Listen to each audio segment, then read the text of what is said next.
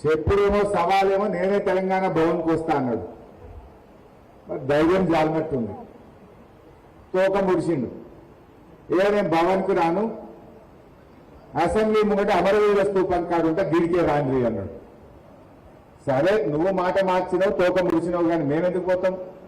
మంచిదని బయలుదేరాను. నేను ఇక బయట మంచిది వస్తున్న గన్ పార్క్ కానీ బయలుదేరాను.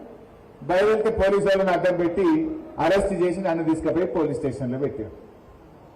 ఆ పోలీస్ స్టేషన్లోకి వెళ్ళి కూడా మళ్ళీ మీడియా సాక్షిగా జూపల్లికి కుక్ చేసిన, మంచిగా స్టిక్కర్ అక్కేసిన, జూపల్లి రమ్మంటివి నీ పోలీసు వాళ్ళని అడ్డం పెట్టి ఆపి మరి వీడికి రా పోలీస్ స్టేషన్లో మాట్లాడుకుందాం, నీ పోలీసులే కదా, నీ గవర్నమెంటే కదా, దమ్మంటికి రా అని చెప్పిన. వచ్చిందా? రాలే. అంటే రాకుండా మళ్ళీ ఇప్పుడు ఒక ఉత్తరం రాసింది. ఆ ఉత్తరం రాసి నాకు వాట్సాప్లో పెట్టిండు ఫోన్లో. చదివిన అక్కడ కూర్చొని గదే చదువుతుంటే అప్పటి నుంచి ఆ ఉత్తరం చదివిన. ఇక ఆ ఉత్తరం ఏందో, ఆ కథ ఏందో, ఆయన సంగతి ఏందో ఒక్కసారి మీ ముగ్గురు చెప్దామని అనుకుంటున్నా. ఇక సరే నిన్నేమైందో మీకు తెలుసు. ఆయన పూటకో సవాలు, రోజుకో అడ్రస్. మొదలేమో నేనే భవన్కి వస్తున్నా అన్నాడు, మళ్ళీ ఏమో లేదు లేదు లేదు అమరవీర స్తూపం అన్నాడు, మళ్ళీ ఇప్పుడేమో సోమాజిగూడ ప్రెస్ క్లబ్ అంటున్నాడు. అంటే పూటకో సవాలు, రోజుకో అడ్రస్ లెక్క ఉంది ఇలా ఆ జూపల్లి కృష్ణారావు సంగతి. సరే ఆ జూపల్లి కృష్ణారావు మొదలేమో కేటీఆర్ రా, నువ్వు హరీష్ రావు రా అన్నాడు. మేము వచ్చిన రోజు ఏంటో నేనేమన్నాడు, మీరు కాదు కేసీఆర్ రావాలి అన్నాడు. మేము వచ్చిన రోజు ఏంటో కేసీఆర్ రావాలన్నాడు. మళ్ళీ ఇప్పుడు మళ్ళీ మాట మార్చుతున్నాడు. ఇవన్నీ ఇంకో మాట అన్నాడు నిన్న, నేను చాలా సీనియర్, 5 ముఖ్యమంత్రుల దగ్గర పనిచేసిన, ఈ కేసీఆర్ హరీష్ రావు కేటీఆర్ హరీష్ రావు వస్తానా, నేను రాను కేసీఆర్ వస్తేనే వస్తాను తప్పించాడు. అంటే ధైర్యం జాలలే. 5 దగ్గర పనిచేసిన నేను చాలా సీనియర్ మంత్రి అన్నాడు.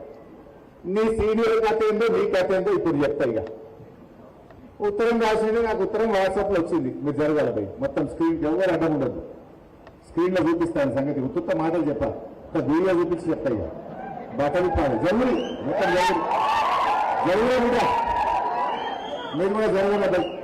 అరే జరగలేదు, స్క్రీన్కి అడ్డం కనబడుతుంది, గన్నెలు గిన్నెలు అంతా జరగాలి. ఇది మనం చూసింది కాదు, మొత్తం తెలంగాణ చూడాలి.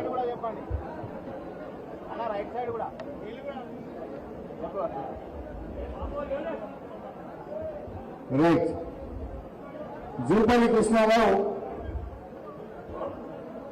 ఇవాళ ఉత్తరంలో ఏం రాసింది అంటే, బాబు మీరు కూడా జరగాలి బిడ్డ, వెంట వాళ్ళ బుద్ధిమంతులు వాళ్ళు కూర్చున్న వాళ్ళకి ఏమనాలి కదా బిడ్డ, జర ప్లీజ్. ఇవాళ ఆమె కింద కూర్చోడు, ఏమనుకోకపోతే ఎంత జరుగు.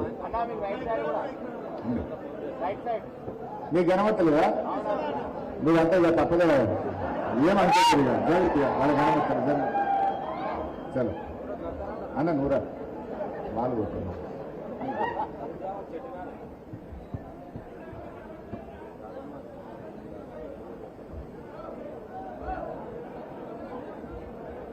రైట్ రైట్ బిడ్డ, ప్లీజ్ కోఆపరేట్ చేయండి. మంచిగా నాలుగు మనసున పట్టించుకోండి. నాకు ఉత్తరం రాసింది. ఆ ఉత్తరంలో ఏం చెప్పిందంటే, కాంగ్రెస్ గవర్నమెంట్ వచ్చిన ఇన్ని రోజుల పాటు ఆయన చాలా సీనియర్ మంత్రి, 5 దగ్గర పనిచేసిండు. మొత్తం కాంగ్రెస్ ప్రభుత్వం ఏర్పడిన నాటి నుంచి ఇవాళటి వరకు కాంగ్రెస్ గవర్నమెంట్ చేసిన అప్పు 1,77,058 కోట్లు అని చెప్పిండు. జూపల్లి ఉత్తరం చూపిపోయి నాకు రాసింది ఇవాళ. ఇది జూపల్లి నాకు రాసిన ఉత్తరం. డిసెంబర్ నుంచి 2026 జూన్ వరకు కాంగ్రెస్ ప్రభుత్వం కొత్తగా తీసుకున్న అప్పుల విలువ 1,77,058 కోట్లు మాత్రమే. సరే అదే కాలంలో బీఆర్ఎస్ ప్రభుత్వం చేసిన అప్పులు అసలు కలిపి 2,681 కట్టినా అన్నాడు. ఇది జూపల్లి ఉత్తరం, నాకు వాట్సాప్లో ఉన్న ఉత్తరమే. ఇప్పుడు అది పంపించి స్క్రీన్ మీద పెట్టినా.